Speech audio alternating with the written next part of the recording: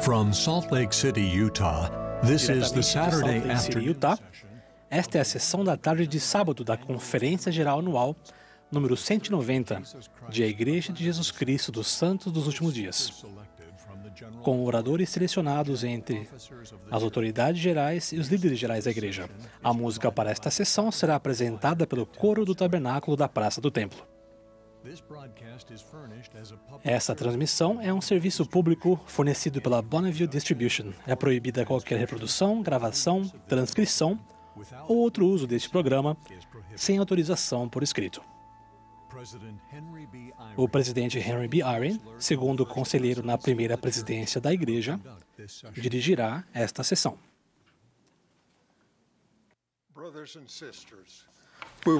Irmãos e irmãs, sejam bem-vindos à sessão da tarde do sábado da Conferência Geral Anual número 190 de A Igreja de Jesus Cristo dos Santos dos Últimos Dias, ao comemorarmos o aniversário de 200 anos da primeira visão e da restauração da plenitude do Evangelho de Jesus Cristo. O presidente Russell M. Nelson, que preside esta conferência, pediu-me que dirigisse esta sessão. Estendemos nossas saudações aos membros da igreja e aos amigos no mundo todo que participam desta reunião por meio do rádio, da televisão, da internet ou de transmissão via satélite. A música para esta sessão foi gravada previamente e será apresentada pelo coro do Tabernáculo da Praça do Templo, sob a direção de vários regentes e organistas. O coro dará início a esta reunião cantando No Monte a Bandeira. A oração de abertura será oferecida pelo irmão Milton Camargo, segundo conselheiro na presidência geral da Escola Dominical.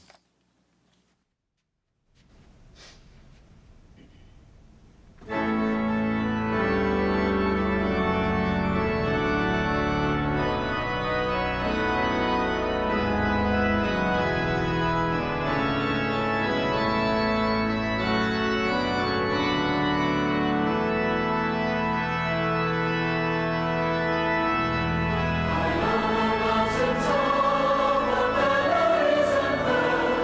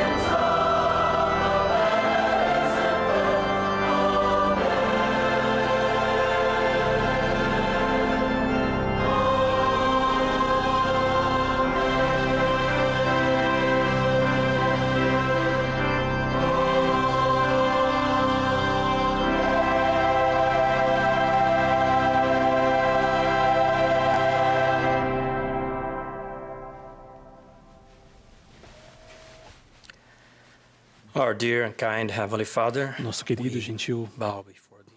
Pai Celestial, Special conference abaixamos nossa cabeça perante Ti express our gratitude nesta conferência para expressar nossa gratidão this opportunity together. a Ti por essa oportunidade de nos reunirmos. Somos tão gratos pela restauração do Evangelho That we enjoy e do sacerdócio em nossa vida e das bênçãos que recebemos por causa do sacerdócio, dos convênios e ordenanças que fizemos, especialmente dentro do templo. Somos tão gratos pela restauração de Tua Igreja led by prophets and e por ser orientados por profetas, videntes e reveladores hoje. we are also so Somos também for the blessing muito gratos pela bênção que gift of temos the Holy Ghost, da dádiva do Espírito Santo for the blessing of learning from thee, e pela bênção de aprender de Ti Holy Ghost in our lives. por meio do Espírito Santo em nossa vida. Especially in this session, Pedimos Tuas bênçãos, especialmente that we can learn, nesta sessão, em toda a conferência, para que aprendamos feel through com o que ouvirmos e sentirmos por meio do Espírito Santo. E blessing so that we can receive pedimos a bigger Tuas bênçãos portion of para que recebamos uma bênção, uma porção maior de Teu Espírito durante conference. toda esta That we can conferência, learn how de to modo que be aprendamos more a ser like melhores Jesus Christ and e mais semelhantes a Teu Filho Jesus Cristo. thy love, Compartilha his love. conosco o Teu amor e o amor dele com cada um de nós. Oramos em nome de Jesus Cristo. Amém.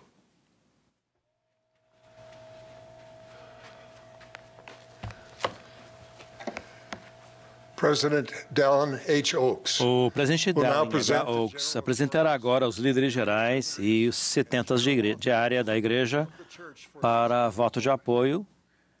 Em seguida, o irmão Kevin R. Jurgensen, diretor administrativo do Departamento de Auditoria da Igreja, lerá o relatório anual.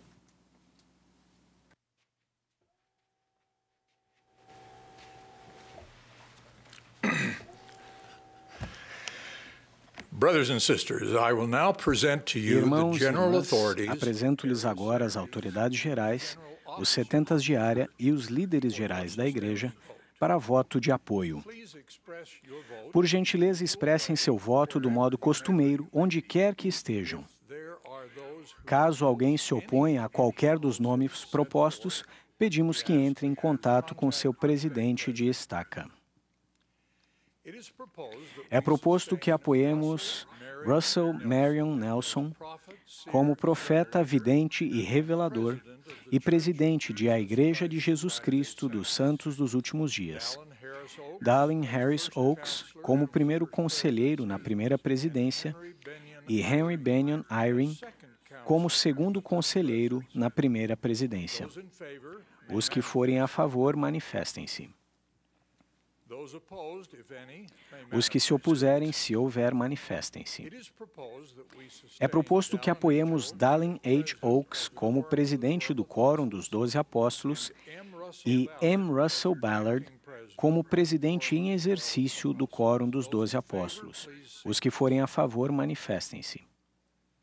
any opposed may manifest. Se alguém se opuser, manifeste-se. It is proposed that we sustain the following É proposto que apoiemos como membros do Quórum dos 12 Apóstolos Russell Ballard, M. Russell Ballard, R. Holland, Jeffrey R. Holland, Dieter F. Uchtdorf, David A. Bednar, L. Cook, Quentin L. Cook, Todd Christopher, D. Todd Christopherson, L. Anderson, Neil L. Anderson, A. Rasban, Ronald A. Rasban, Stevenson, Gary E. Stevenson, Dale G. Ranland, Garrett W. Gong e Ulisses Soares. those in favor, please manifest. Os que forem a favor, manifestem-se.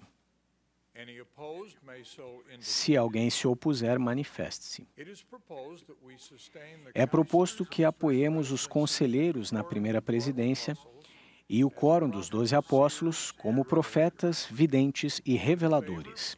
Todos os que forem a favor, manifestem-se. contrary if there be any. Os que se opuserem, se houver alguém, pelo mesmo sinal. It is proposed that we É proposto que desobriguemos os seguintes irmãos como 70 de área: os élderes Jorge T. Becerra, Mark S. Bryce, Jeremy R. Jeremy R. Yagi, R. Johnson, Kelly R. Johnson, Inca Adinka A. Oderon, Ojediran, Moisés Villanueva. Os que quiserem se juntar a nós e expressar gratidão por seu excelente serviço, manifestem-se.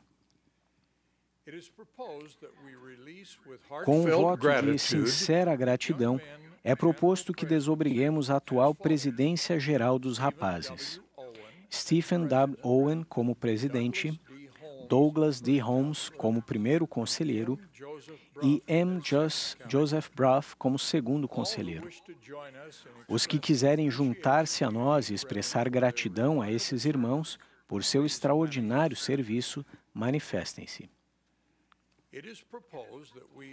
É proposto que apoiemos os seguintes irmãos como 70 autoridades gerais: Jorge T. Becerra, Matthew S. Holland, William K. Jackson, Jeremy R. Yagi, Kelly R. Johnson, Thierry K. Mutumbo,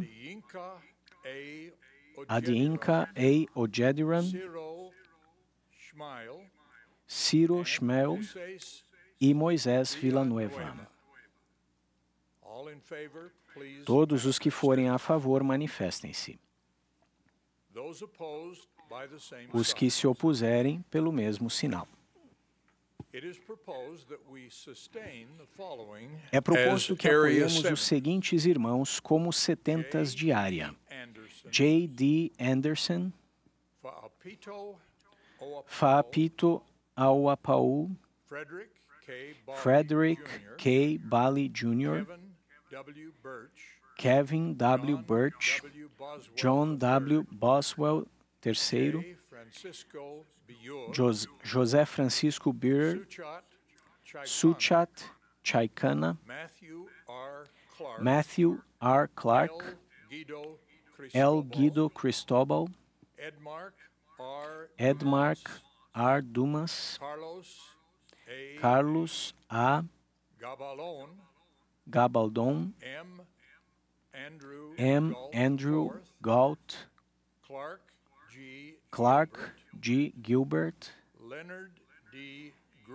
Leonard D. Greer, Vladislav Y. Gornestev, D. Martin Gorey, Richard I. Heaton, Brock C. Hyatt, David H. Huntsman, Norman C. Insong, Daniel Cabazon, Federico M. Conline, Jeffrey J. Kerr, Yongjun Kwon, David G. LaFrance, Ricardo C. Leite, Marcelo Lousa, José G. Manarim, Jeremiah J. Morgan, Mark A. Mortensen, Eduardo F. Ortega, Nathan D. Pace, Michael M. Packer, Omar I. Palacios, Jorge W. Pérez, Quirilo Poquilco, Sérgio A. Pôncio, Arthur Rascon, Miguel A. Reynoso, Gustavo G. Rezende, Robert G. Rivarola, Tonga J. Sai, Luciano Sancari, Rosendo Santos, Henry Savstrom, J. Matthew Scott, James E. Slaughter, Robert T. Smith, A. Spencer, Ricardo A. Spencer, C. Colin C. Stoffer, David C. David C. Stewart, Jared W. Jared Stone, W. Stone, Arlen M. Tumaliwan, Martin J. Turvey, Jan C. Vega, Paul B. Whippy, Chad R. Wilkinson e Dow R. Wilson. Todos os que forem a favor, manifestem-se. Os que se opuserem, se houver, manifestem-se. É proposto que apoiemos como a nova presidência geral dos rapazes Stephen J. Lund como presidente, Ahmad Salim Corbett como primeiro conselheiro e Bradley Ray Wilcox como segundo conselheiro. Os que forem a favor, manifestem-se. Os que se opuserem, manifestem-se.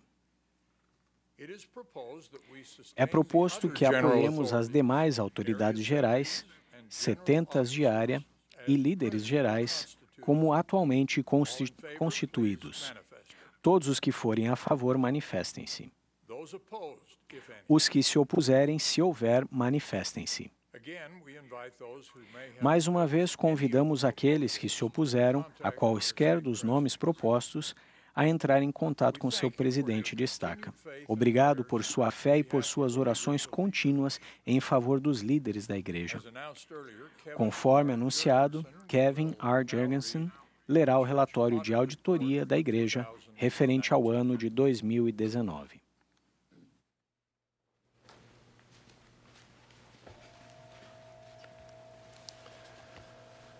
To the First Presidency of the Church of Jesus Christ of Latter-day Estimados irmãos, Saints, conforme ordenado por revelação e registrado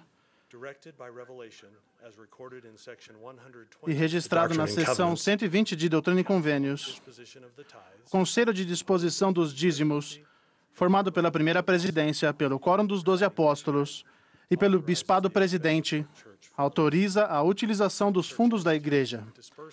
Os departamentos da Igreja fazem uso desses fundos, de acordo com os orçamentos, as normas e os procedimentos aprovados. A auditoria da Igreja, que é formada por profissionais credenciados e que atua de modo independente de todos os outros departamentos e entidades da Igreja, tem a responsabilidade de realizar auditorias com o propósito de garantir razoável segurança referente às contribuições recebidas, às despesas feitas e à proteção dos recursos da Igreja.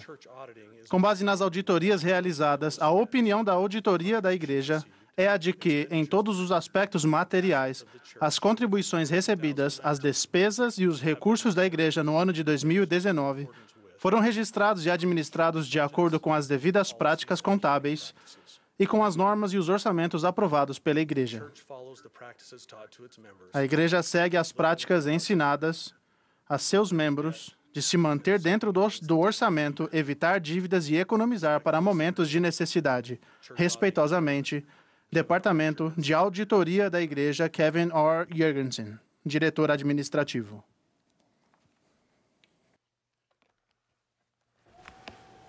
The choir will now favor us with, O coro agora as cantará I search, estudando as Escrituras. after the singing, Após o hino, ouviremos o elder Ulisses Soares, do Quórum dos 12 Apóstolos. he will be followed by Em seguida, ouviremos o elder John A. McCune, the 70, do 70, e o bispo Geraldo Cossé, presiding do Bispado Presidente da Igreja.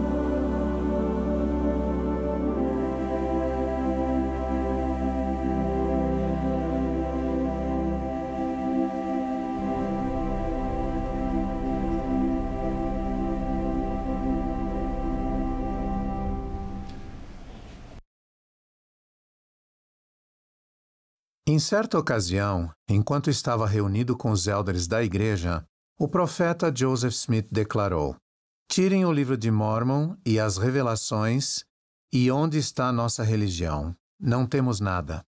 Meus queridos irmãos e irmãs, o milagroso surgimento do livro de Mórmon é o segundo marco fundamental do desdobramento da restauração do Evangelho de Jesus Cristo nesta dispensação, sucedendo à primeira visão.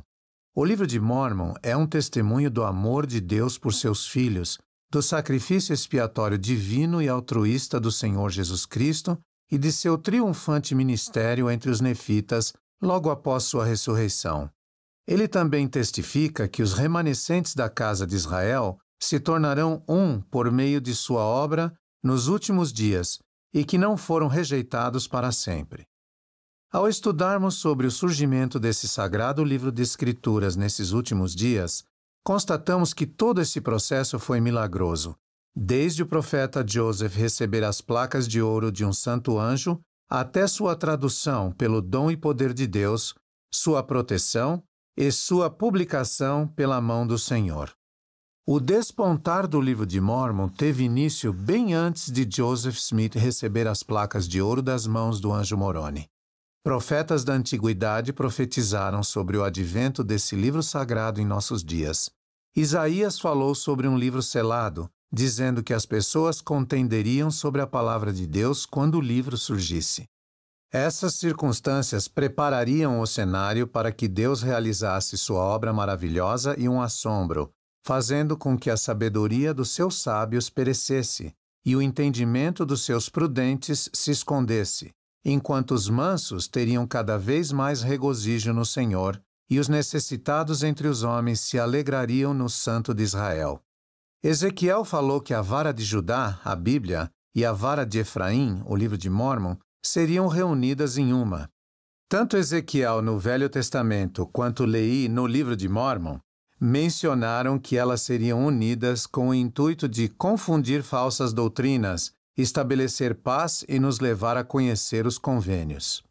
Na noite de 21 de setembro de 1823, 3 anos e meio após ter tido a experiência da primeira visão, Joseph, em resposta às suas sinceras orações, foi visitado 3 vezes pelo anjo Moroni o último profeta do povo nefita na América Antiga.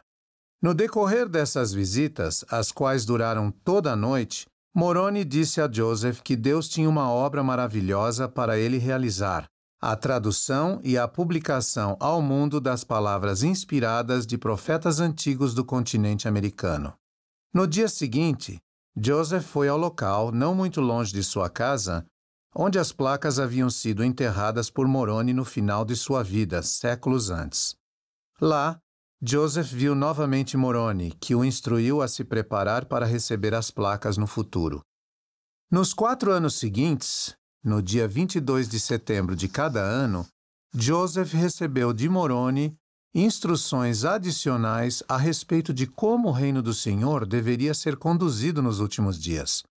A preparação de Joseph também incluiu visitas de anjos de Deus, revelando assim a majestade e a glória dos eventos que aconteceriam nesta dispensação. Parte dessa preparação incluiu seu casamento com Emma Hale, em 1827. Ela desempenhou um importante papel, ajudando o profeta durante toda a sua vida e seu ministério. Aliás, em setembro de 1827, Emma acompanhou Joseph ao monte, onde as placas estavam enterradas, e o aguardou enquanto o anjo Moroni entregava o registro nas mãos dele. Joseph recebeu a promessa de que as placas seriam preservadas se ele empregasse todos os seus esforços para mantê-las seguras até que fossem devolvidas às mãos de Moroni. Meus queridos companheiros no Evangelho, muitas das descobertas de hoje a respeito de épocas antigas ocorrem durante uma escavação arqueológica ou até por acidente durante a construção de um projeto. Joseph Smith, no entanto, foi conduzido às placas por um anjo. Esse evento, por si só, foi um milagre. O processo de tradução do Livro de Mórmon também foi um milagre. Esse antigo registro sagrado não foi traduzido da forma convencional como os intelectuais traduziriam textos antigos, por meio do aprendizado de um idioma arcaico. Precisamos olhar para o processo como uma revelação, com o auxílio de instrumentos tangíveis disponibilizados pelo Senhor, em contraste com uma tradução feita por alguém que possua o conhecimento de idiomas. Joseph Smith declarou: "Pelo poder de Deus, traduzi o Livro de Mórmon a partir de hieróglifos cujo conhecimento estava perdido para o mundo. E nesse evento maravilhoso, eu estava sozinho, um jovem inculto, para combater com uma nova revelação a sabedoria do mundo e a ignorância multiplicada de 18 séculos.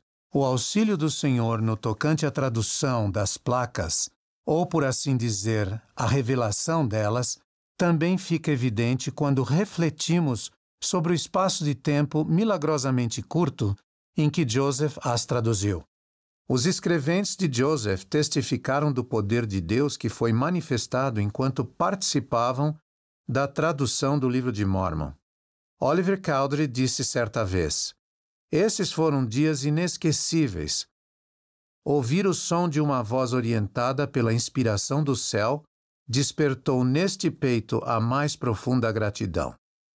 Dia após dia, continuei ininterruptamente a escrever o que saía de sua boca conforme ele traduzia o Livro de Mórmon." Relatos históricos revelam que desde o momento em que Joseph Smith obteve as placas em 1827, houve diversas tentativas de roubá-las. Ele mencionou que foram empregados os mais tenazes esforços para tirarem as placas dele e que todos os estratagemas possíveis foram usados com esse propósito.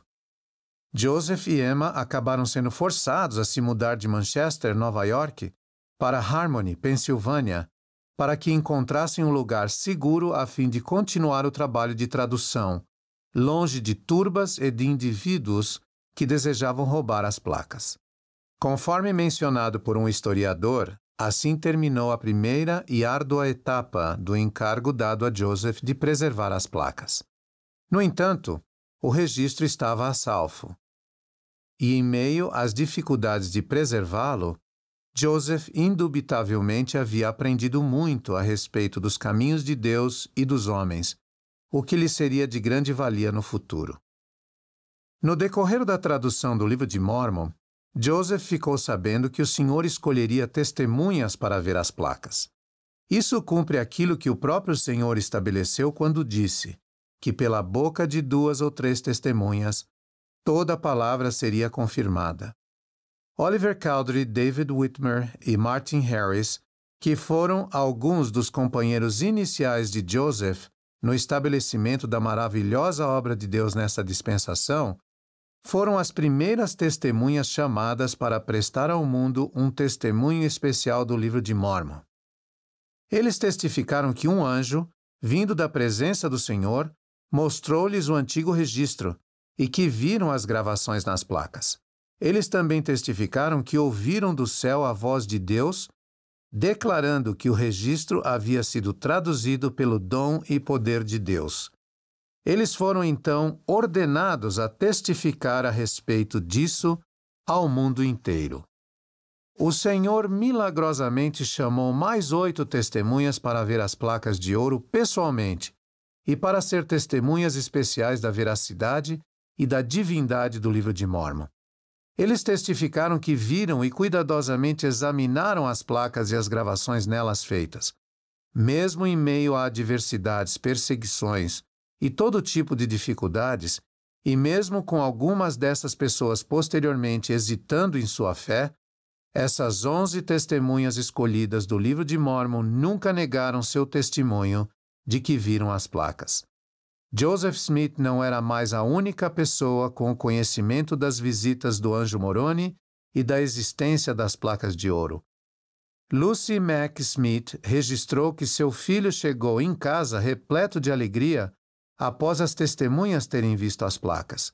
Joseph explicou a seus pais: "Sinto como se tivesse sido tirado de mim um fardo muito difícil de suportar. E minha alma se regozija, pois não preciso mais estar inteiramente sozinho no mundo."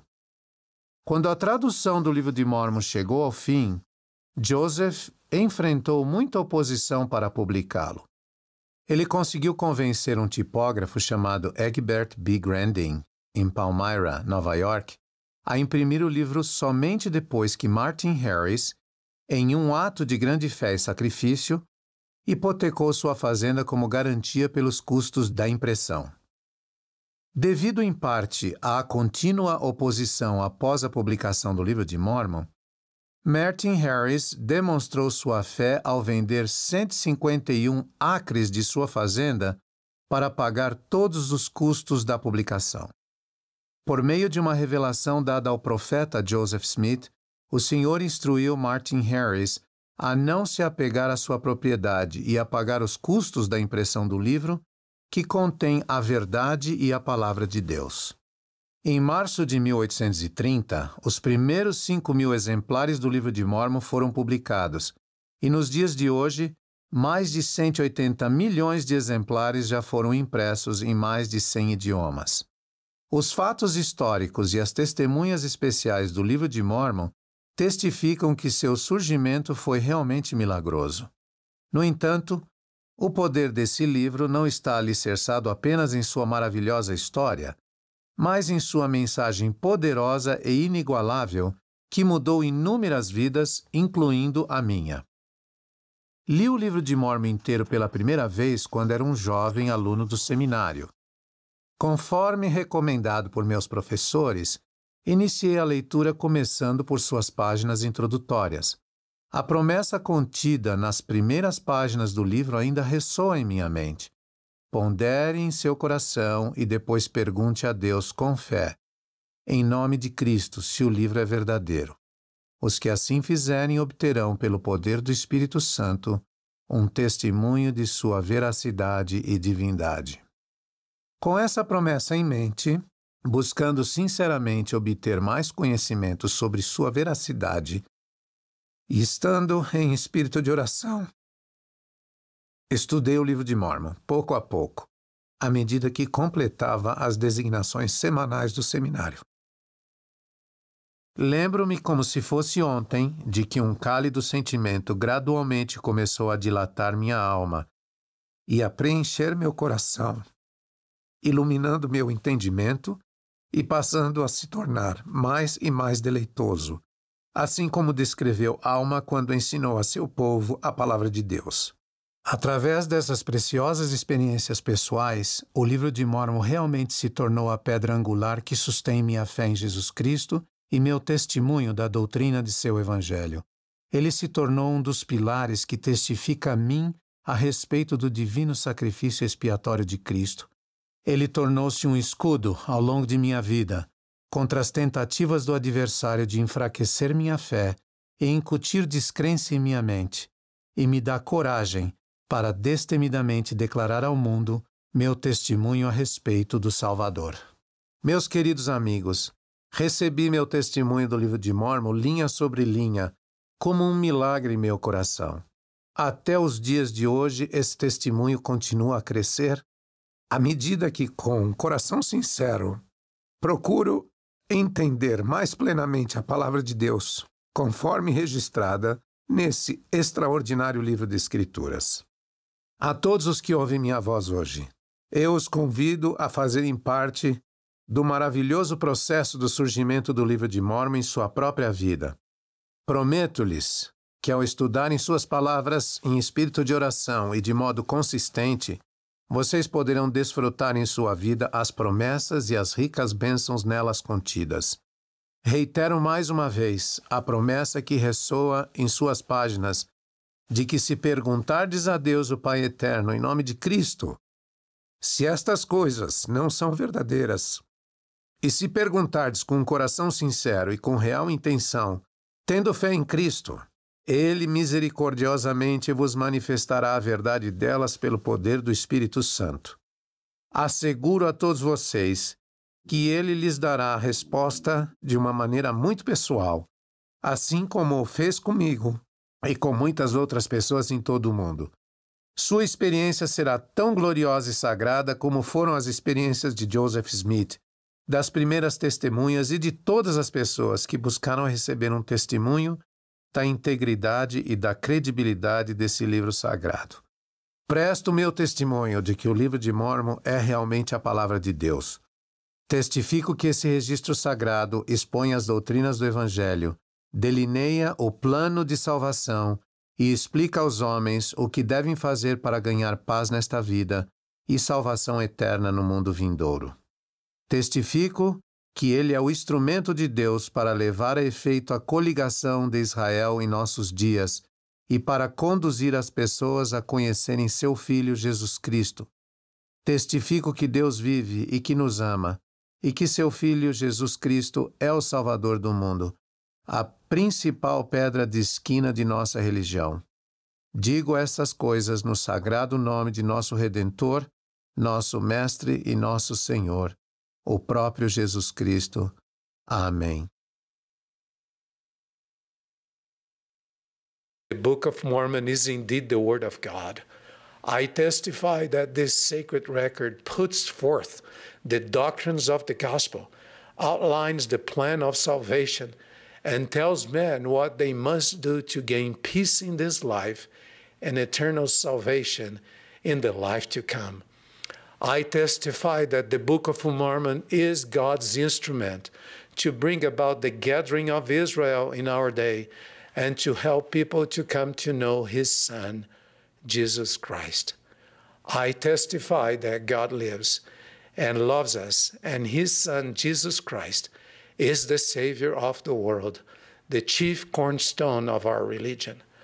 I say these things in the sacred name of our Redeemer, our Master, and our Lord, even Jesus Christ.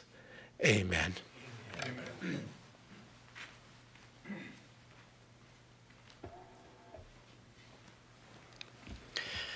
Thank you, Elder Suarez, for your powerful and prophetic testimony of the O Book of Mormon. testemunho poderoso, inspirador e profético a respeito do livro de Mórmon. Recentemente tive a oportunidade singular de segurar uma página do manuscrito original do livro de Mórmon.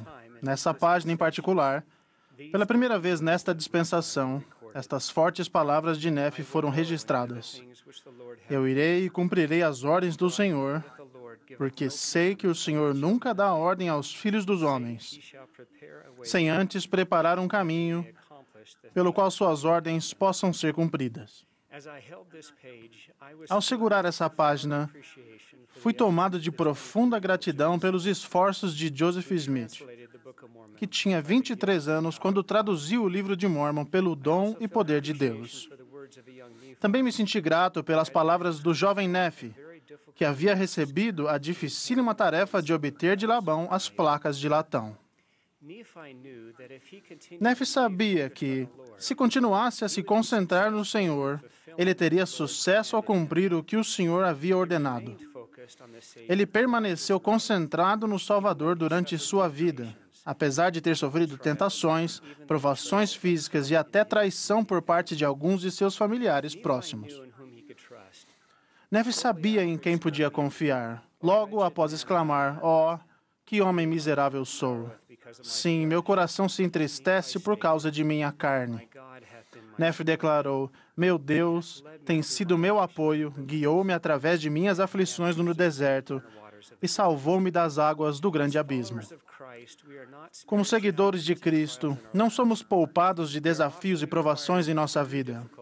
Frequentemente é pedido que façamos coisas difíceis, que podem ser assustadoras e até impossíveis se tentarmos realizá-las sozinhos. Ao aceitarmos o convite do Salvador de nos achegarmos a Ele, Ele nos dará o apoio, o consolo e a paz de que precisamos, assim como fez com Nephi e com Joseph. Mesmo em nossas provações mais profundas, podemos ser acolhidos por seu amor ao confiarmos nele e ao aceitarmos sua vontade. Podemos sentir a alegria reservada para seus discípulos fiéis, pois Cristo é a alegria. Em 2014, enquanto servimos uma missão de tempo integral, nossa família passou por experiências inesperadas. Ao descer uma colina íngreme em seu longboard, nosso filho mais novo caiu e sofreu uma lesão cerebral que colocou sua vida em risco. Sua situação piorou e a equipe médica o levou às pressas para uma cirurgia de emergência. Como família, nós nos ajoelhamos no chão de um quarto vazio do hospital e abrimos nosso coração a Deus. Em meio a esse momento confuso e doloroso, sentimos-nos repletos do amor e da paz que vem de nosso Pai Celestial. Não sabíamos o que aconteceria ou se veríamos nosso filho novamente nesta vida. No entanto, sabíamos claramente que sua vida estava nas mãos de Deus e que os resultados, vistos com uma perspectiva eterna, contribuiriam para o nosso bem. Por meio do dom do Espírito, estávamos totalmente preparados para aceitar qualquer resultado. Não foi fácil. Esse acidente fez com que ele ficasse no hospital durante 2 meses, enquanto presidíamos mais de 400 missionários de tempo integral. Nosso filho teve uma perda de memória significativa. Sua recuperação incluiu longas e difíceis sessões de fisioterapia, fonoaudiologia e terapia ocupacional. Ele ainda tem dificuldades, mas com o passar do tempo, temos testemunhado um milagre. Entendemos claramente que nem toda aprovação que enfrentarmos terá o resultado que desejamos. Entretanto, ao nos mantermos concentrados em Cristo, sentiremos paz e veremos os milagres de Deus, sejam eles quais forem, em seu tempo e à sua maneira. Haverá ocasiões em que não conseguiremos ver como uma situação poderá ter um bom resultado e até poderemos dizer, tal como Nephi, "Meu coração se entristece por causa de minha carne." Poderá haver ocasiões em que a única esperança que temos repousará em Jesus Cristo. É uma grande bênção ter essa esperança e confiança nele. Cristo sempre cumprirá suas promessas. Seu repouso está garantido a todos os que se achegarem a ele. Nossos líderes desejam profundamente que todos sintam a paz e o consolo que advém ao confiarmos no Salvador Jesus Cristo e nos concentrarmos nele. Nosso profeta vivo, o presidente Russell M. Nelson, tem transmitido a visão do Senhor para o mundo e para os membros da Igreja de Cristo. Nossa mensagem ao mundo é simples e sincera. Convidamos todos os filhos de Deus em ambos os lados do véu a se achegarem a seu Salvador, a receberem as bênçãos do templo sagrado, a desfrutarem de alegria duradoura e a se qualificarem para a vida eterna. O convite de nos achegarmos a Cristo tem implicações específicas para os santos dos últimos dias. Como membros da Igreja do Salvador, fizemos convênios com Ele e nos tornamos filhos e filhas gerados espiritualmente por Ele, Também recebemos a oportunidade de trabalhar com o Senhor, convidando outras pessoas a se achegarem a Ele. Quando trabalhamos com Cristo, nossos desejos mais sinceros devem estar centralizados em nosso próprio lar. Haverá momentos em que familiares e amigos próximos enfrentarão desafios. As vozes do mundo e talvez os próprios desejos deles poderão fazer-os questionar a verdade. Devemos fazer tudo o que pudermos para ajudá-los a sentir tanto o amor do Salvador quanto o nosso amor por eles. Lembro-me de um versículo das Escrituras que se transformou em um hino querido por nós.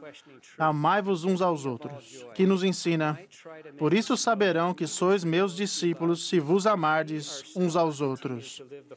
Por causa do amor que temos pelas pessoas que questionam a verdade, o inimigo de toda alegria pode tentar nos fazer sentir que traímos aqueles a quem amamos se nós mesmos continuarmos a viver a plenitude do Evangelho e a ensinar as verdades contidas nele. Nossa capacidade de ajudar outras pessoas a se achegarem ou a retornarem a Cristo será grandemente determinada pelo exemplo que estabelecemos por meio de nosso compromisso pessoal de permanecer no caminho do convênio. Se nosso desejo sincero é resgatar aqueles a quem amamos, nós mesmos devemos permanecer firmes com Cristo, dedicando-nos à sua igreja e à plenitude de seu Evangelho. Voltando para a história de Nefe, sabemos que a propensão que ele tinha para confiar no Senhor foi influenciada pela disposição de seus pais de confiar no Senhor e por eles serem exemplos de pessoas que guardavam convênios. Isso é lindamente exemplificado na visão de Leí da árvore da vida. Após comer do fruto da árvore, qual era doce e trazia grande alegria, Leí olhou em redor para ver se acaso descobriria também sua família. Ele viu Saria, Sam e Nefe, e eles permaneciam ali como se não soubessem para onde ir. Leí então declarou: eu lhes acenei também e lhes disse em alta voz que fossem ter comigo e comessem do fruto. Observem que Leí não se afastou da árvore da vida. Ele permaneceu espiritualmente com o Senhor e convidou sua família a ir até onde ele estava para que comessem do fruto. O adversário tenta persuadir algumas pessoas a deixarem para trás a alegria do Evangelho ao separar os ensinamentos de Cristo de sua igreja. Ele quer que acreditemos que podemos permanecer firmes no caminho do convênio por conta própria, com nossa própria espiritualidade, sem depender da igreja de Cristo. Nestes últimos dias, a Igreja de Cristo foi restaurada a fim de ajudar os filhos do convênio de Cristo a permanecer em seu caminho do convênio. Em Doutrina e Convênios, lemos: eis que esta é minha doutrina, aquele que se arrepende e vem a mim, esse é a minha igreja. Por meio da Igreja de Cristo, somos fortalecidos ao passarmos por nossas experiências como uma comunidade de membros. Ouvimos sua voz por intermédio de seus profetas, videntes e reveladores. Mais importantes do que isso, por meio de sua igreja, recebemos todas as bênçãos essenciais da expiação de Cristo que somente podem ser cumpridas ao participarmos de ordenanças sagradas. A Igreja de Jesus Cristo dos Santos dos Últimos Dias é a Igreja de Cristo na Terra, restaurada nestes últimos dias para o bem de todos os filhos de Deus. Presto testemunho de que ao nos achegarmos a Cristo e vivemos como santos dos últimos dias, seremos abençoados como uma medida adicional de seu amor, de sua igreja e sua paz. Tal como Nefe, podemos fazer coisas difíceis e ajudar outras pessoas a fazer o mesmo, porque sabemos em quem confiar. Em nome de Jesus Cristo. Amém. Em um belo dia de primavera, em 2017, tudo ia bem na casa aberta do Templo de Paris, França, até que um homem de expressão pesarosa abordou um dos guias. Ele comentou que era vizinho do templo e admitiu que se opusera veementemente à construção. Ele então relatou que um dia, enquanto olhava pela janela de seu apartamento, viu uma grua baixar uma estátua de Jesus como se fosse do céu e colocá-la cuidadosamente no pátio do templo. Ele disse que aquela experiência mudou completamente seus sentimentos a respeito da igreja. Ele percebeu que somos seguidores de Jesus Cristo e pediu perdão pelo mal que porventura houvesse causado. A réplica da estátua Christus que adorna o pátio do Templo de Paris e outros edifícios da igreja testifica nosso amor pelo Salvador. A estátua original de mármore é obra do artista dinamarquês Bertel Thorvaldsen, que a esculpiu em 1820, no mesmo ano da primeira visão. A estátua contrasta claramente com a maioria das obras artísticas daquele período, que em sua maioria retratavam o sofrimento de Cristo na cruz. A obra de Thorvaldsen apresenta o Cristo vivo, que venceu a morte e, de braços abertos, convida todos a virem a Ele. Apenas o sinal dos cravos em suas mãos e seus pés, bem como a ferida em seu lado, testificam a indescritível agonia que ele enfrentou para salvar toda a humanidade. Talvez um dos motivos pelos quais nós, membros da Igreja de Jesus Cristo dos Santos dos Últimos Dias, amemos essa estátua, seja porque ela nos traz à memória a descrição da visita do Salvador ao continente americano, relatada no livro de Mórmon. Eis que viram um homem descendo do céu, e ele estava vestido com uma túnica branca, e ele desceu e colocou-se no meio deles. E aconteceu que ele estendeu a mão e falou ao povo, dizendo: Eis que eu sou Jesus Cristo, e bebi da taça amarga que o Pai me deu, e glorifiquei o Pai, tomando sobre mim os pecados do mundo. Então, ele convidou cada homem, mulher e criança a se aproximar e tocar com as mãos seu lado e sentir as marcas dos cravos em suas mãos e em seus pés, para que recebessem um testemunho pessoal de que ele, de fato, era o Messias há muito prometido. Essa cena sublime é o ponto alto do livro de Mórmon. As boas novas do Evangelho estão contidas nessa imagem do Salvador, que com ternura estende seus braços de misericórdia, a fim de convidar cada pessoa a chegar-se a Ele e a receber as bênçãos de sua expiação. A mensagem central do livro de Mórmon serve para restaurar o verdadeiro conhecimento do papel de Jesus Cristo no que diz respeito à salvação e à exaltação da humanidade. Esse tema reverbera desde a página introdutória até as últimas palavras do último capítulo. Ao longo dos séculos de apostasia e confusão espiritual, o significado mais profundo do que Cristo fez no Getsemane e no Gólgota se perdeu ou foi corrompido. Imaginem o quão admirado Joseph Smith ficou quando traduziu o primeiro Nefe e descobriu essa maravilhosa promessa. Estes últimos registros, o livro de Mórmon, confirmarão a verdade dos primeiros, a Bíblia, e divulgarão as coisas claras e preciosas que deles foram suprimidas, e mostrarão a todas as tribos, línguas e povos que o Cordeiro de Deus é o Filho do Pai Eterno e o Salvador do mundo, e que todos os homens devem vir a Ele, pois do contrário não poderão ser salvos. Coisas claras e preciosas a respeito da expiação do Salvador ressoam por todo o livro de Mórmon. Quero listar algumas dessas verdades e os convido a ponderar sobre como elas mudaram ou podem mudar sua vida. Primeiro, a expiação de Jesus Cristo é uma dádiva gratuita, oferecida a todos que já viveram, que estão vivos e que ainda viverão na terra.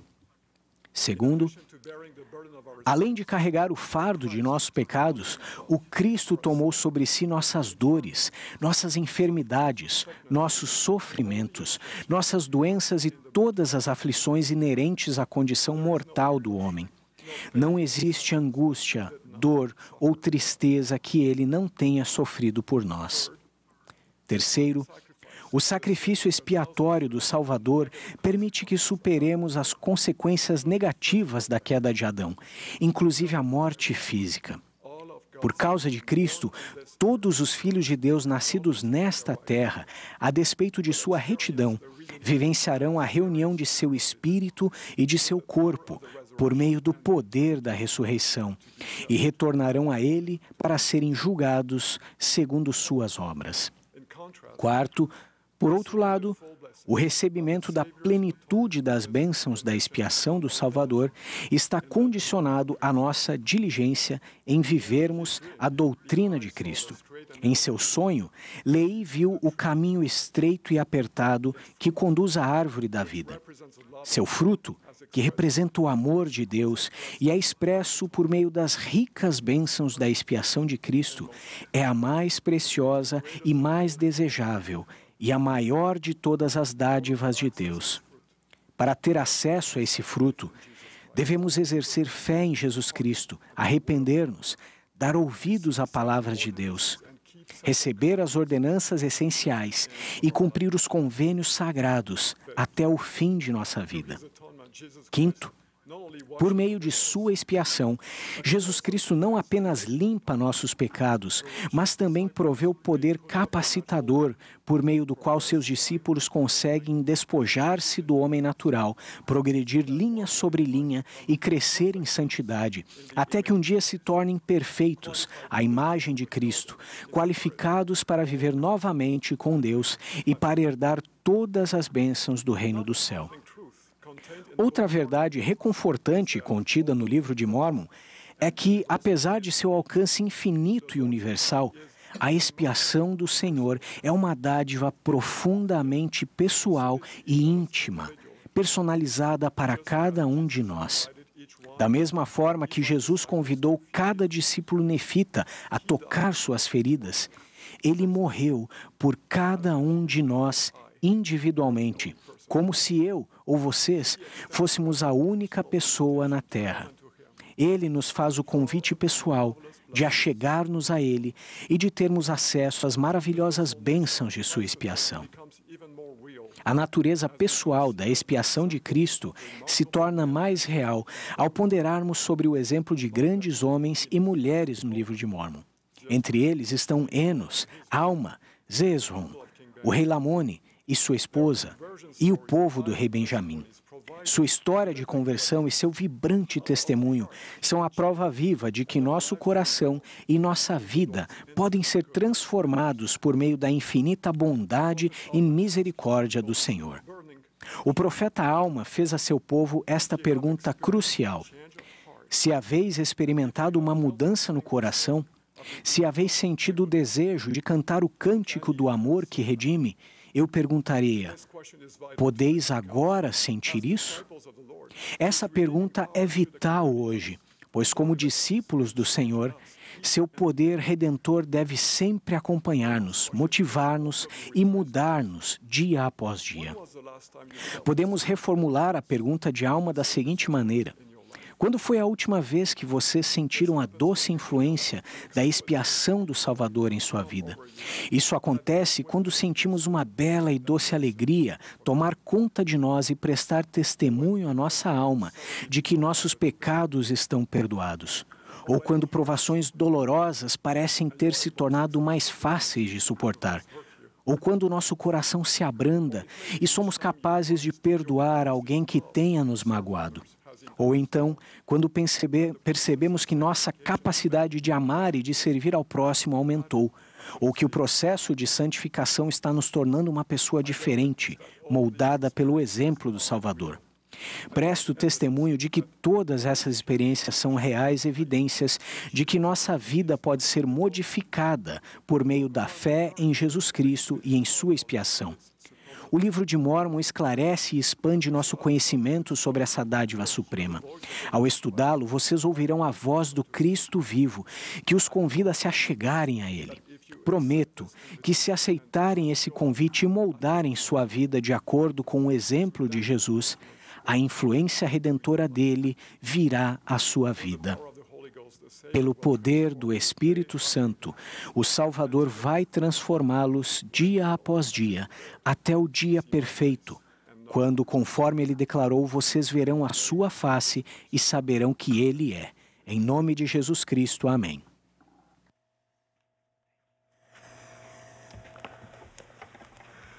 We will now join the choir in singing. O coro e a congregação agora cantarão juntos A Deus, Senhor e Rei, número 35. Após o hino, ouviremos o Elder Dale J. Rayland, do Quórum dos 12 Apóstolos. Em seguida, ouviremos o Elder Benjamin M. Z. Tai, do 70.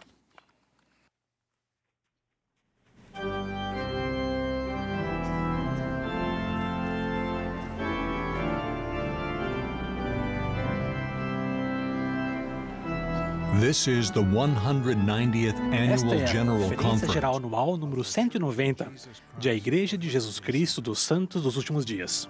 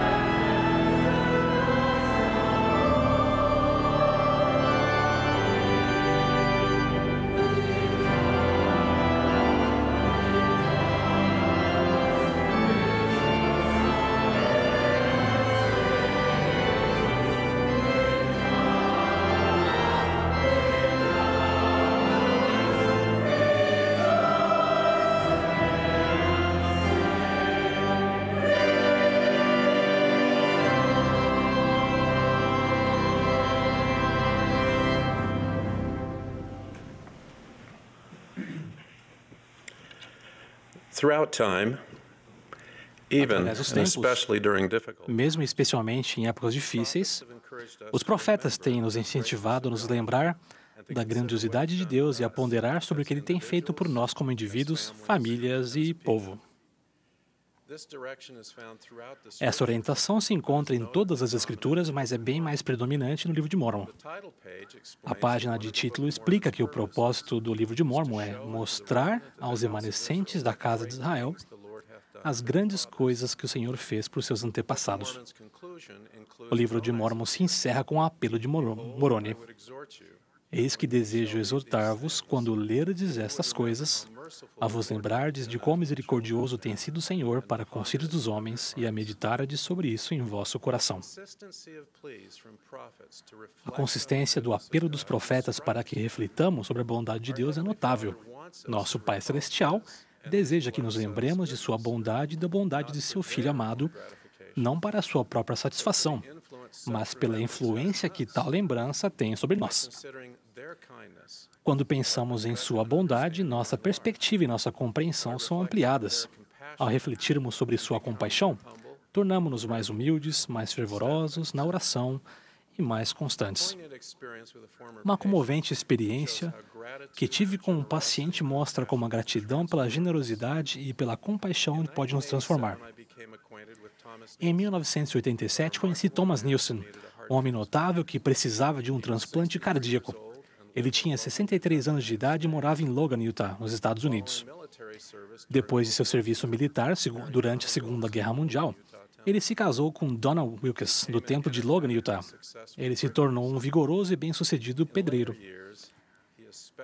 Nos anos mais recentes, ele gostava particularmente de trabalhar com seu neto mais velho, Jonathan, durante as férias escolares. Os dois desenvolveram uma ligação especial, em parte porque Tom viu muito de si mesmo em Jonathan.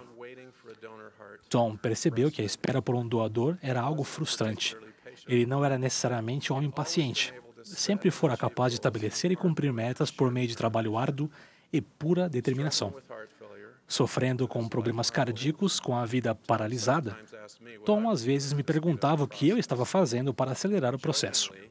Brincando, ele sugeria o que eu poderia fazer para conseguir mais rapidamente um doador para ele. Em um dia alegre, porém aterrorizante, um coração compatível ficou disponível para Tom. O tamanho do coração e o tipo sanguíneo eram compatíveis, e o doador era jovem, com apenas 16 anos de idade. O coração pertencia a Jonathan, o amado neto de Tom. Mais cedo naquele dia, Jonathan foi ferido mortalmente quando o carro em que estava foi atingido por um trem. Quando visitei Tom e Donna no hospital, eles estavam desolados. É difícil imaginar o que eles estavam passando, sabendo que a vida de Tom poderia ser estendida com o coração do neto. A princípio, eles se recusaram a aceitar a oferta de doação feita pelos angustiados pais de Jonathan, sua filha e seu genro.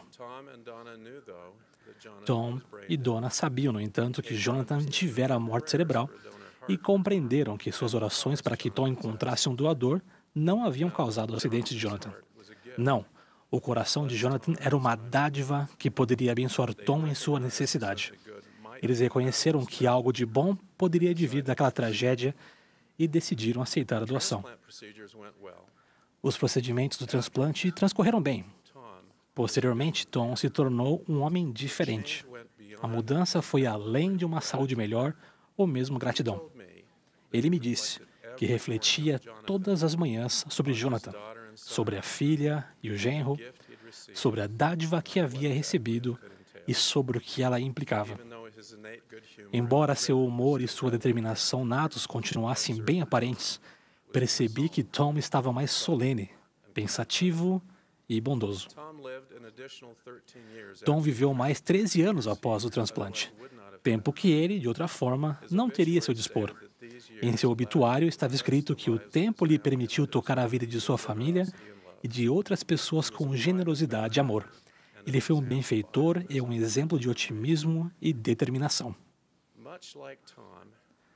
De modo bem semelhante a Tom, cada um de nós recebeu dádivas que não alcançamos por nós mesmos. dádivas advindas de nosso Pai Celestial e de seu amado Filho, incluindo a redenção por meio do sacrifício expiatório de Jesus Cristo. Recebemos vida neste mundo, receberemos vida física no mundo vindouro, e salvação e exaltação eternas, se as escolhermos. Tudo devido ao Pai Celestial e a Jesus Cristo. Sempre que usarmos essas dádivas, sempre que formos beneficiados por elas ou até mesmo quando pensarmos nelas, devemos levar em conta o sacrifício, a generosidade e a compaixão dos doadores. Ter reverência pelos doadores faz mais do que apenas tornar-nos gratos. Refletir sobre as dádivas deles pode e deve nos transformar. Uma transformação admirável foi a de Alma, o filho. Enquanto Alma se rebelava contra Deus, um anjo apareceu. Com voz de trovão, o anjo repreendeu Alma por perseguir a igreja e por atrair o coração do povo. O anjo acrescentou esta admoestação: vai e lembra-te do cativeiro de teus pais e recorda-te de que grandes foram as coisas que Deus fez por eles. De todas as admoestações possíveis, essa foi enfatizada pelo anjo. Alma se arrependeu e se lembrou. Posteriormente, ele compartilhou com seu filho a admoestação que recebeu do anjo. Alma aconselhou: eu quisera que fizesses como eu fiz, lembrando-te do cativeiro de nossos pais, porque estavam em servidão e ninguém os poderia salvar, a não ser o Deus de Abraão, Isaque e Jacó. E ele certamente os livrou de suas aflições. Alma disse simplesmente: porei nele a minha confiança. Alma entendia que com a lembrança da libertação do cativeiro e com a lembrança do apoio que recebemos durante provações e dificuldades de toda espécie, passamos a conhecer a Deus e a garantia de suas promessas. Poucos de nós temos uma experiência tão dramática como a de Alma. Ainda assim, a transformação pode ser igualmente profunda. O Salvador prometeu no passado: e um novo coração vos darei, e porei dentro de vós um espírito novo, e tirarei o coração de pedra, e vos darei um coração de carne. E porei dentro de vós o meu espírito, e vós me sereis por povo, e eu vos serei por Deus. O Salvador ressurreto disse aos nefitas como a transformação tem início. Ele identificou uma característica central no plano do Pai Celestial quando disse: e meu Pai enviou-me para que eu fosse levantado na cruz, e depois que eu fosse levantado na cruz, pudesse atrair a mim todos os homens. E por esta razão fui levantado. Portanto, de acordo com o poder do Pai, atrairei todos os homens a mim. O que é preciso para sermos atraídos ao Salvador? Pensem na submissão de Jesus Cristo à vontade do Pai, em sua vitória sobre a morte, no fato de ter tomado sobre si nossos pecados e erros, de ter recebido do Pai o poder de interceder por nós e em sua final redenção por nós. Não são todas essas coisas suficientes para sermos atraídos a Ele? Para mim, isso é suficiente. Jesus Cristo está de braços abertos esperando e desejando nos curar, perdoar, limpar, fortalecer, purificar e santificar. Vocês e eu. Essas verdades deveriam nos dar um coração novo e nos levar a escolher o Pai Celestial e Jesus Cristo. Contudo, até mesmo novos corações podem tender a vagar, tender a abandonar o Deus que amamos. Para lutarmos contra essa tendência, devemos refletir todos os dias sobre as dádivas que recebemos e o que elas implicam. O rei Benjamim aconselhou: quisera que vos lembrasseis e sempre guardasseis na memória a grandeza de Deus e sua bondade e longanimidade para convosco. Se fizermos isso, vamos nos qualificar para receber bênçãos celestiais inesquecíveis. Refletir sobre a bondade e misericórdia de Deus nos ajuda a ser mais espiritualmente receptivos. Em troca, essa sensibilidade espiritual ampliada permite que conheçamos a verdade de todas as coisas pelo poder do Espírito Santo. Isso inclui o testemunho da verdade do livro de Mórmon. Sabemos que Jesus é o Cristo, nosso Salvador e Redentor individual, e aceitarmos que seu Evangelho foi restaurado nestes últimos dias. Quando nos lembramos da grandiosidade de nosso Pai Celestial e de Jesus Cristo e do que eles fizeram por nós, não os subestimamos. Assim como Tom não subestimou o coração de Jonathan. Com alegria e reverência, Tom se lembrou todos os dias da tragédia que lhe estendeu a vida. No exultante conhecimento de que podemos ser salvos e exaltados, precisamos nos lembrar de que a salvação e a exaltação tiveram um preço altíssimo. Podemos nos sentir reverentemente alegres ao percebermos que sem Jesus Cristo estamos condenados, mas com Ele podemos receber a maior das dádivas que o Pai Celestial pode conceder. Na verdade, essa reverência permite que desfrutemos da promessa de vida eterna neste mundo e, por fim, recebamos a vida eterna, sim, glória imortal, no mundo vindouro. Quando ponderamos sobre a bondade de nosso Pai Celestial e de Jesus Cristo, nossa confiança neles aumenta. Nossas orações mudam porque sabemos que Deus é nosso Pai e que somos seus filhos. Não buscamos mudar sua vontade, mas aliar nossa vontade à dele e garantir para nós as bênçãos que ele deseja conceder, desde que as peçamos. Ansiamos por ser mais mansos, mais puros, mais constantes, mais semelhantes a Cristo. Essas mudanças nos qualificam para recebermos mais bênçãos celestiais. Ao reconhecermos que tudo o que é bom vem de Deus, de Jesus Cristo, demonstraremos nossa fé com mais eficiência a outras pessoas. Demonstraremos coragem quando confrontados com tarefas e circunstâncias que pareçam impossíveis. Fortaleceremos nossa determinação de guardarmos os convênios que fizemos, de seguir o Salvador. Seremos preenchidos com o amor de Deus. Desejaremos ajudar os necessitados sem julgá-los. Amaremos nossos filhos e os criaremos em retidão.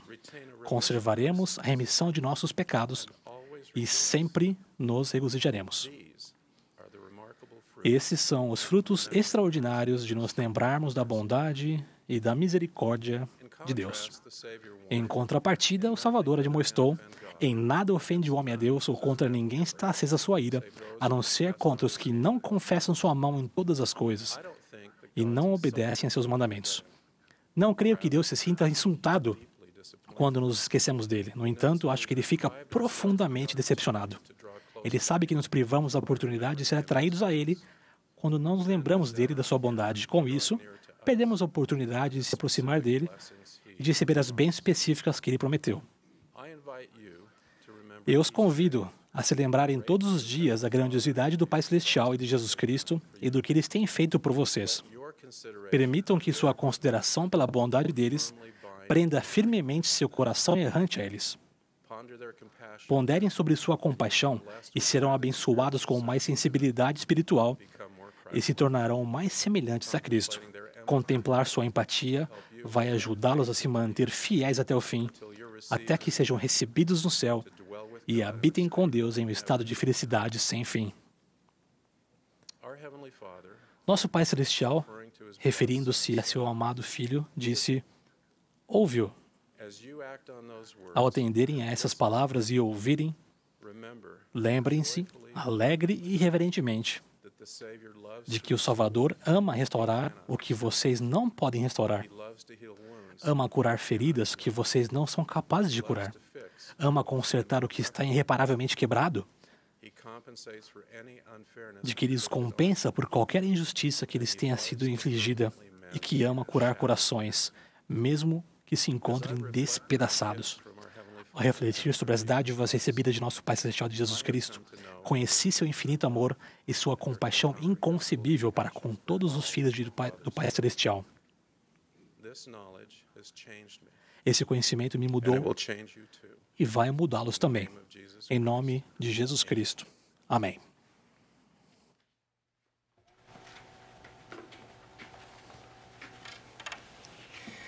After reviewing the report from a recent physical examination, após analisar os resultados de uma recente avaliação médica, soube que precisaria fazer alguns ajustes em meu estilo de vida. Com o intuito de me ajudar, meu médico prescreveu para mim um plano de alimentação e de exercícios que, se eu escolhesse seguir, faria com que eu me tornasse uma pessoa mais saudável. Se cada um de nós passasse por uma avaliação espiritual, o que aprenderíamos a respeito de nós mesmos? quais ajustes nosso médico espiritual prescreveria. A fim de nos tornar quem precisamos ser, é essencial que saibamos o que fazer e que façamos o que sabemos. Jesus Cristo é o médico dos médicos. Por meio de sua expiação, Ele ata nossas feridas, toma sobre si nossas enfermidades e sara nosso coração partido. Por meio de sua graça, nossos pontos fracos podem se tornar fortes. Ele nos convida a segui-lo ao aprendermos com Ele, ao ouvirmos suas palavras e ao andarmos na mansidão de seu Espírito. Ele prometeu nos ajudar neste longo processo de conversão que nos transforma e traz alegria eterna. O Salvador nos deu o livro de Mórmon como uma ferramenta poderosa para auxiliar na conversão. O livro de Mórmon proporciona nutrição espiritual, prescreve um plano de ação e nos conecta ao Espírito Santo. Escrito para nós, ele contém a palavra de Deus e de forma clara e nos ensina sobre nossa identidade, nosso propósito e nosso destino. Com a Bíblia, o livro de Mórmon testifica de Jesus Cristo e ensina como podemos saber a verdade e nos tornar semelhantes a Ele. O irmão Saul Paulo tinha 58 anos de idade quando o Evangelho restaurado de Jesus Cristo foi apresentado a ele. Quando eu o conheci, já fazia vários anos que ele servia como presidente de ramo, mas descobri que ele nunca havia lido o livro de Mórmon porque ainda não havia um disponível em seu idioma nativo, o birmanês. Quando perguntei a ele como sabia que o livro era verdadeiro sem tê-lo lido, ele respondeu que havia estudado diariamente o livro de ilustrações, histórias do livro de Mórmon, ao olhar para as gravuras, usar um dicionário para traduzir as palavras em inglês e fazer anotações minuciosas sobre o que havia aprendido. Ele explicou: todas as vezes que eu estudava, orava a respeito do que havia aprendido e sentia paz e alegria. Minha mente ficava tranquila e meu coração enternecido. Senti o Espírito Santo testificar para mim que o livro era verdadeiro. Sei que o livro de Mórmon é a palavra de Deus. Tal como o irmão Saul Paulo, cada um de nós pode estudar o livro de Mórmon de acordo com nossas circunstâncias. Ao desejarmos acreditar e ponderar a respeito de seus ensinamentos em nosso coração, podemos perguntar a Deus com fé se eles são verdadeiros. Se formos sinceros em nosso desejo de saber e tivermos real intenção de agir, Ele nos responderá em nosso coração por meio do Espírito Santo. É pelo poder do Espírito Santo que saberemos a verdade de todas as coisas. Quando obtemos um testemunho divino do livro de Mórmon, também sabemos pelo mesmo poder que Jesus Cristo é o Salvador do mundo, que Joseph Smith é seu profeta e que a Igreja de Jesus Cristo dos Santos dos Últimos Dias é sua igreja restaurada. Quando jovem, no início de meu serviço missionário, embarquei em um avião rumo à Austrália. Sentia-me muito sozinho, ansioso e inadequado, mas havia me comprometido a servir. Precisava desesperadamente de uma reafirmação de que o que eu acreditava era verdade. Orava e lia as Escrituras sinceramente, mas à medida que o voo se estendia, minha incerteza crescia e minha condição física piorava. Sofri com isso durante muitas horas e depois disso, um comissário de bordo passou pelo corredor e parou ao lado de meu assento. Ele tirou de minhas mãos o livro de Mórmon que eu estava lendo e ele olhou para a capa e disse: "Este é um ótimo livro." Então ele me devolveu o livro, continuou andando. Nunca mais o vi. Enquanto suas palavras ecoavam em meus ouvidos, ouvi e senti claramente em meu coração: estou aqui e sei onde você está. Faço o melhor que puder e cuidarei do restante. Naquele avião, acima do Oceano Pacífico, recebi um testemunho pessoal por meio de meu estudo do livro de Mórmon e dos influxos do Espírito Santo de que meu Salvador sabia quem eu era e de que o Evangelho era verdadeiro. O Elder David Ed Baden ensinou: o conhecimento de que o Evangelho é verdadeiro é a essência de um testemunho. A constante fidelidade ao Evangelho é a essência da conversão. A conversão exige que sejamos cumpridores da palavra e não somente ouvintes. O plano de ação do Senhor para nós, a doutrina de Cristo, é ensinado mais claramente no livro de Mórmon. Ela inclui, primeiro, ter fé em Jesus Cristo ao confiarmos nele, guardarmos seus mandamentos e sabermos que ele nos ajudará. Segundo, arrepender-nos diariamente de nossas falhas e sentir alegria e paz ao recebermos seu perdão. O arrependimento exige que perdoemos outras pessoas e nos ajuda a seguir em frente. O Salvador prometeu nos perdoar sempre que nos arrependermos. Terceiro, fazer e cumprir convênios com Deus por meio de ordenanças, tal como o batismo. Isso nos manterá no caminho do convênio que nos leva até ele. Quarto, receber o dom do Espírito Santo. Esse dom nos permite ter a companhia constante daquele que nos santifica, consola e guia. Quinto, perseverar até o fim, ao seguirmos adiante, à medida que nos banquetearmos diariamente com as palavras de Cristo, ao nos banquetearmos com o livro de Mórmon e nos apegarmos a seus ensinamentos, podemos vencer as tentações e receber orientação e proteção ao longo de nossa vida. Ao aplicarmos constantemente a doutrina de Cristo em nossa vida, venceremos a inércia que impede a mudança e o medo que atrapalha a ação. Receberemos revelação pessoal, porque o Espírito Santo nos mostrará todas as coisas que devemos fazer. E as palavras de Cristo nos dirão todas as coisas que devemos fazer. Durante 20 anos, o irmão Juan Juncon teve problemas com o álcool, o cigarro e o jogo compulsivo. Quando conheceu Jesus Cristo e seu evangelho restaurado, o irmão Huang teve o desejo de mudar por causa de sua jovem família.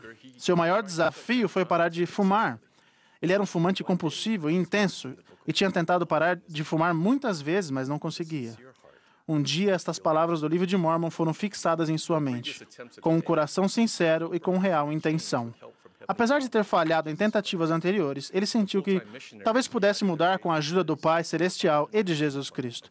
Os missionários de tempo integral se uniram a ele com fé e lhe apresentaram um plano de ação que continha intervenções práticas e também uma grande quantidade de orações e de estudo da palavra de Deus. Com sinceridade e real intenção, o irmão Juan agiu com determinação e fé e descobriu que, ao se concentrar mais nos novos hábitos que desejava desenvolver, tal como estudar o livro de Mórmon, ele se concentrava menos nos hábitos que queria abandonar. Ao relembrar da experiência que teve há 15 anos, ele comentou: "Não me lembro exatamente quando parei de fumar, mas ao me esforçar diariamente para fazer as coisas que sabia que precisava fazer a fim de convidar o Espírito do Senhor para a minha vida, e ao continuar a fazê-las, o cigarro não mais me atraía, e continua assim até hoje." Ao colocar em prática os ensinamentos do livro de Mórmon, o irmão teve sua vida transformada e se tornou um marido e pai melhor. O presidente Russell M. Nelson prometeu: "Ao estudarem o livro de Mórmon em espírito de oração todos os dias, vocês tomarão melhores decisões todos os dias. Prometo que, ao ponderarem sobre o que estudarem, as janelas do céu se abrirão e vocês receberão respostas para suas próprias perguntas e orientação para a sua própria vida. Prometo que, ao se aprofundarem diariamente no livro de Mórmon, vocês serão imunizados contra os males diários, mesmo contra a sedutora praga da pornografia e contra outros vícios que entorpecem a mente."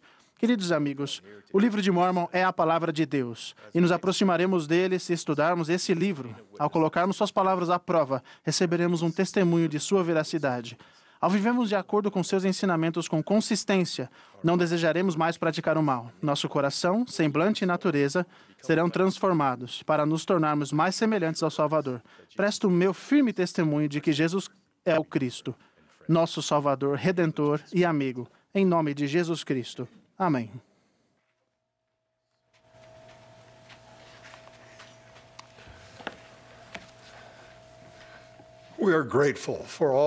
Somos gratos a todos os que falaram a nós nesta tarde e pela bela música apresentada pelo coro.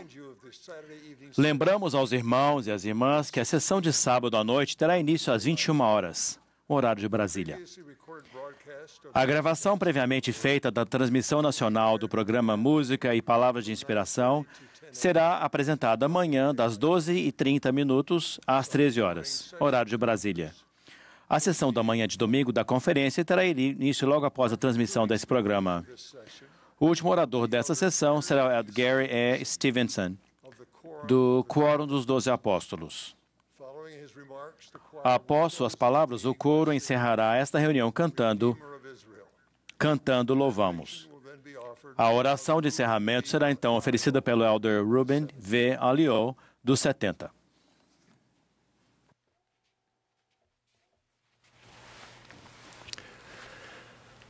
Let's travel back to a hot afternoon on July 24th, Vamos voltar no tempo até a tarde quente do dia 24 de julho de 1847, por volta das 14 horas. Após uma árdua jornada de 111 dias com 148 membros da igreja que integravam a primeira companhia a se dirigir ao oeste, Brigham Young, na época o presidente do Quórum dos 12 Apóstolos, doente e debilitado com febre maculosa, chegou ao Vale do Lago Salgado. 2 dias depois, enquanto se recuperava da enfermidade, Brigham Young guiou diversos membros do Quórum dos 12 Apóstolos e outros líderes em uma expedição exploratória. William Clayton registrou: a cerca de 1 quilômetro ao norte do acampamento, chegamos a uma linda planície uniforme e agradavelmente inclinada para o oeste. Enquanto observava o local com o grupo, Brigham Young parou repentinamente, fincou sua bengala no solo e exclamou: aqui será construído o templo de nosso Deus.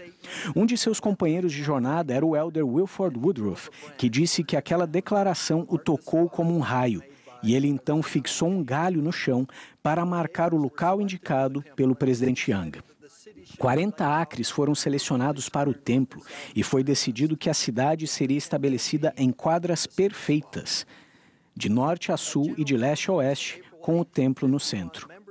Na Conferência Geral de abril de 1851, os membros da igreja deram um voto de apoio unânime quanto à recomendação de construírem um templo ao nome do Senhor.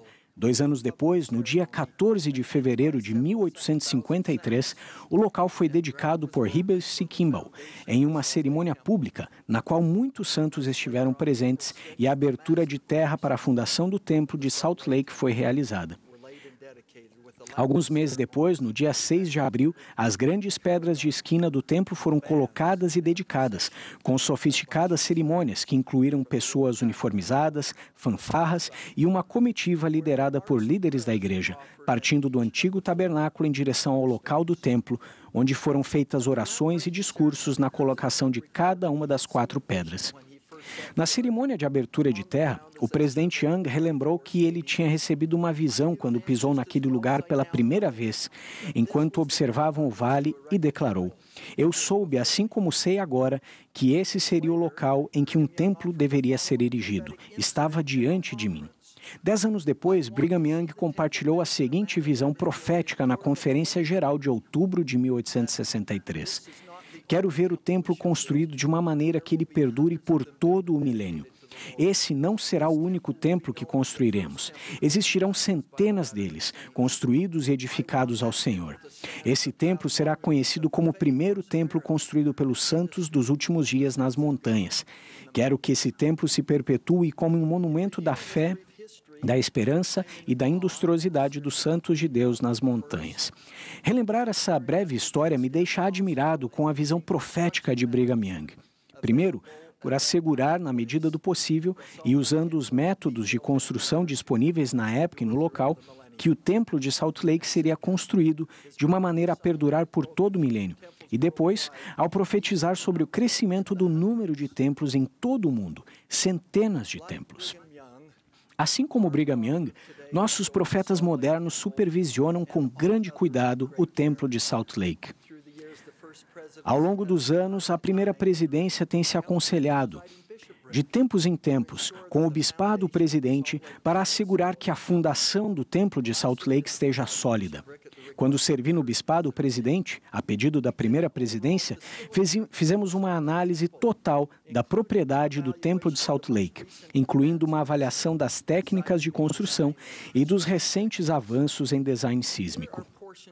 Aqui está um trecho do relatório que passamos para a primeira presidência na época. Foram usados os melhores recursos no design e na construção do templo de Salt Lake, a melhor engenharia, mão de obra qualificada, materiais de construção, mobília e outros recursos disponíveis na época.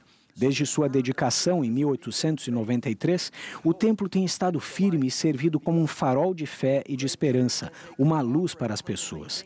Grande cuidado tem sido tomado para gerenciar e limpar o templo e conservá-lo em bom estado. O exterior em granito e as vigas interiores, de chão e de sustentação, estão em bom estado. Estudos recentes confirmam que a localização escolhida por Brigham Young para o templo tem solo bem firme e excelente qualidade de compactação do solo. A avaliação concluiu que reparos e melhorias normais seriam necessários para renovar e modernizar o templo, incluindo o deck exterior, as áreas de pavimento, o sistema elétrico, demais sistemas obsoletos e a área do batistério.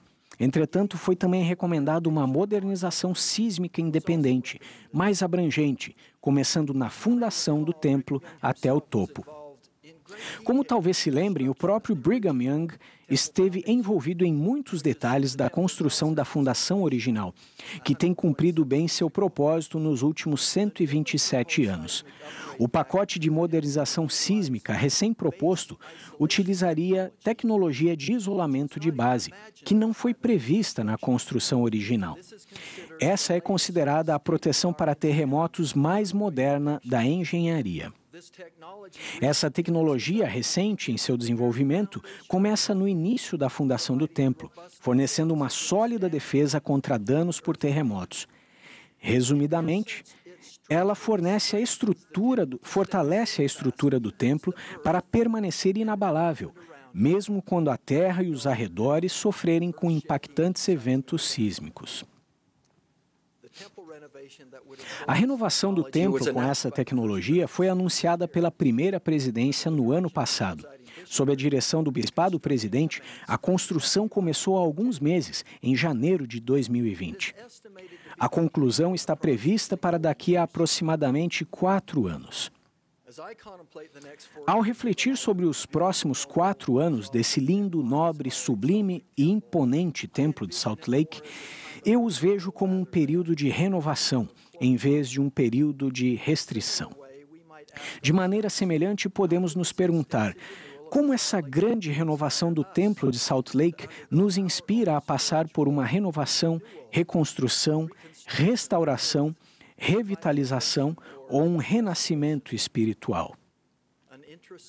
Um olhar introspectivo pode revelar que nós e nossa família podemos nos beneficiar ao fazermos uma manutenção ou renovação necessárias, até mesmo uma modernização sísmica. Podemos começar esse processo ao nos perguntarmos: como está a minha fundação? O que constitui a pedra de esquina, espessa, estável e forte, que forma a minha fundação pessoal, sobre a qual se encontra meu testemunho? Quais elementos fundamentais de meu caráter espiritual e emocional permitirão a mim e a minha família permanecermos firmes e inamovíveis, até mesmo resistirmos a eventos sísmicos agitados e impactantes que certamente existirão em nossa vida? Esses eventos, semelhantes a terremotos, são frequentemente difíceis de prever e podem ter diversos níveis de intensidade. Debater-se com perguntas ou dúvidas, enfrentar adversidades e aflições, resolver ofensas pessoais com líderes e membros, ou questões de doutrina ou normas da igreja. A melhor defesa contra isso está em nossa fundação espiritual. O que são as pedras de esquina espirituais em nossa vida pessoal e familiar? Podem ser princípios simples, claros e preciosos de viver o Evangelho, como a oração em família, o estudo das Escrituras, o que inclui o livro de Mórmon, a frequência ao templo e o aprendizado do Evangelho por meio do Vem e Segue-me e de reuniões familiares. Outros recursos úteis para fortalecer nossa fundação espiritual podem incluir as regras de fé, a proclamação sobre a família e o documento O Cristo Vivo. Para mim, os princípios contidos nas perguntas feitas para se receber uma recomendação para o templo servem como uma forte base para uma fundação espiritual, especialmente as 4 primeiras perguntas. Eu as vejo como pedras de esquina espirituais. Certamente estamos familiarizados com essas perguntas, já que o presidente Russell M. Nelson leu cada uma delas para nós na última conferência geral. Número 1, você tem fé em Deus, o Pai Eterno, e em seu Filho Jesus Cristo e no Espírito Santo? Você tem um testemunho deles? Número 2, você tem um testemunho da expiação de Jesus Cristo e do papel que Ele tem como seu Salvador e Redentor? Número 3, você tem um testemunho da restauração do Evangelho de Jesus Cristo? Número 4, você apoia o presidente de a Igreja de Jesus Cristo dos Santos dos Últimos Dias, como o profeta, vidente e revelador, e como a única pessoa na Terra autorizada a exercer todas as chaves do sacerdócio? Percebem que tratar essas perguntas como elementos valiosos em sua fundação pessoal pode ajudá-los a edificar e fortalecer essa fundação?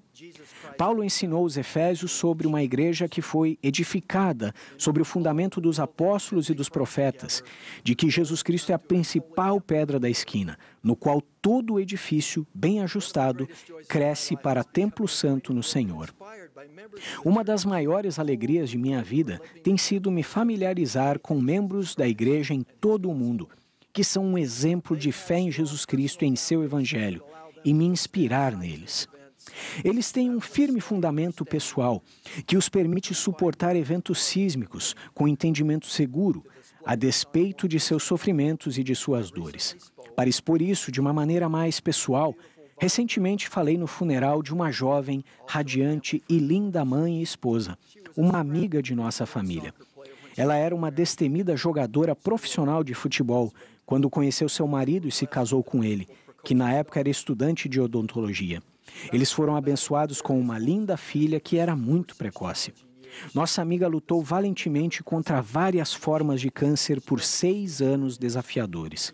Apesar do sofrimento físico e emocional sempre presentes, ela confiava em seu amoroso Pai Celestial e frequentemente citava em suas redes sociais para seus seguidores seu famoso ditado: Deus está nos detalhes. Em uma de suas redes sociais, ela postou que uma pessoa perguntou a ela: como você ainda tem fé, mesmo em meio a tanto sofrimento? Ela respondeu de maneira firme: porque é a fé que me faz suportar esses momentos de escuridão. Ter fé não garante que coisas ruins não aconteçam. Ter fé me ajuda a acreditar que haverá luz novamente e que a luz será ainda mais brilhante, porque andei por trevas. Apesar da imensa escuridão que tenho testemunhado durante anos, tenho testemunhado ainda mais luz. Tenho visto milagres, tenho sentido a presença de anjos, sei que meu Pai Celestial tem me carregado, e eu não teria nenhuma dessas experiências se a vida fosse fácil. O futuro desta vida pode ser incerto, mas minha fé não é. Se eu escolher não ter fé, então escolherei apenas andar em trevas, porque sem fé, trevas é tudo que me resta. Seu testemunho inabalável de fé no Senhor Jesus Cristo, por meio de suas palavras e ações, foi uma inspiração para outras pessoas. Muito embora o corpo dela estivesse fraco, ela estimulou outras pessoas a serem mais fortes. Assim como essa irmã, penso em inúmeros outros membros da igreja, guerreiros como ela, que caminham na fé todos os dias. Esforçam-se para ser verdadeiros e destemidos discípulos de nosso Salvador Jesus Cristo. Eles aprendem sobre Cristo, pregam sobre Cristo, se esforçam para ser semelhantes a Cristo. Independente de sua vida estar em solo firme ou instável, sua fundação espiritual é forte e inamovível. Essas são as almas devotas que entendem o profundo significado das palavras: que firme alicerce, ó santos do Senhor. E, ó vós que por Cristo viveis a lutar. Sou imensamente grato por viver entre essas pessoas que têm preparado uma fundação espiritual digna do nome Santos e que são fortes e estão seguras para resistir às muitas turbulências da vida. Acho que não podemos superestimar a importância de tal fundação firme em nossa vida pessoal. Mesmo em tenra idade, nossas crianças da primária são ensinadas a cantar essa verdade. O sábio fez a casa sobre a rocha, mas a chuva lhe desceu. A chuva lhe desceu e o rio subiu, mas a casa resistiu. As Escrituras reforçam essa doutrina sobre a fundação. O Salvador ensinou ao povo das Américas: e fazendo sempre essas coisas, abençoados sois, porque estáis edificados sobre a minha rocha. Mas todos aqueles dentre vós que fizerem mais ou menos do que isto, não estão edificados sobre a minha rocha. mas edificado sobre um alicerce de areia, e quando as chuvas descerem e as inundações chegarem, e os ventos soprarem e baterem contra eles, cairão. A sincera esperança dos líderes da igreja é que a renovação do templo de Salt Lake contribua para o cumprimento do desejo de Brigham Young de ver o templo construído de uma maneira que perdure por todo o milênio. Durante os próximos anos, que essas melhorias no templo de Salt Lake nos inspirem, como indivíduos e famílias, para que todos nós, metaforicamente, estejamos edificados de maneira que perduremos por todo o milênio. Faremos isso ao seguirmos as instruções do apóstolo Paulo, de entesourarmos um bom fundamento para o futuro, para que possamos alcançar a vida eterna.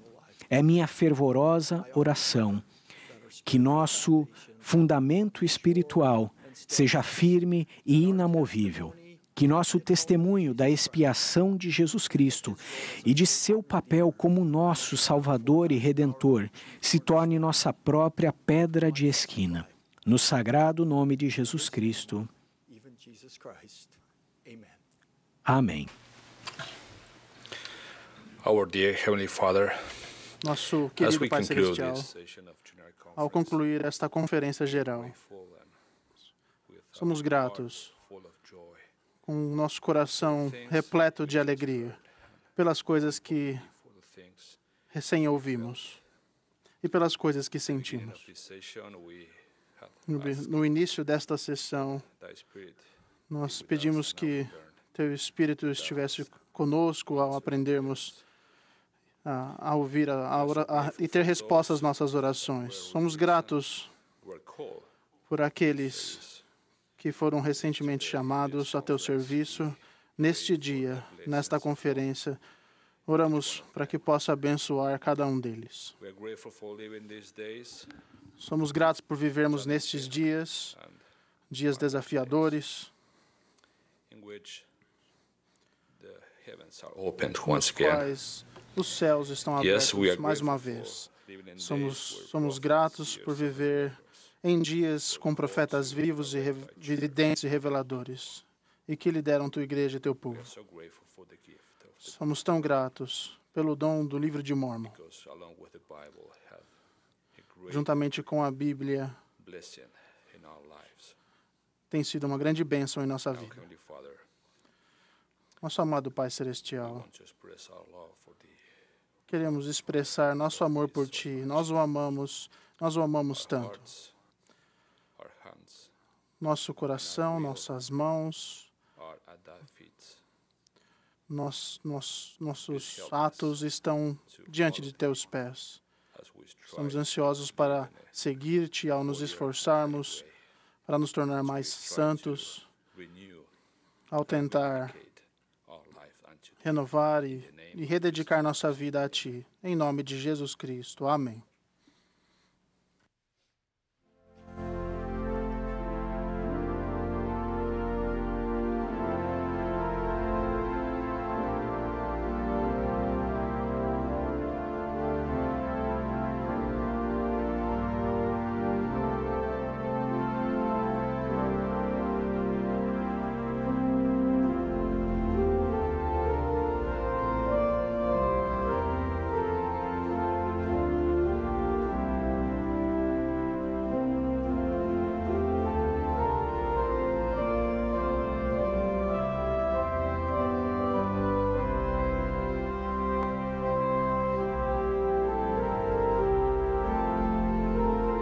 This has been a broadcast of the 190th Essa foi uma transmissão annual da Conferência Geral Anual número 190 de A Igreja de Jesus Cristo dos Santos dos Últimos Dias.